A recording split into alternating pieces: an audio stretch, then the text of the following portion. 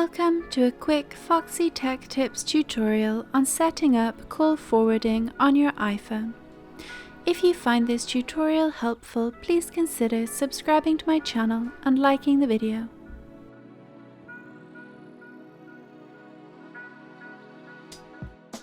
Start by opening the Settings app.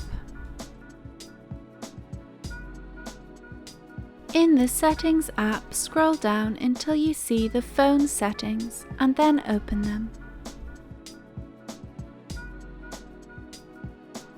In Phone, tap on Call Forwarding. Tap the toggle to enable call forwarding.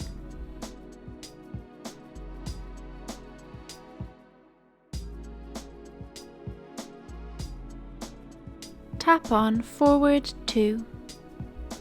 Enter the number you want your calls to be forwarded to and then tap back.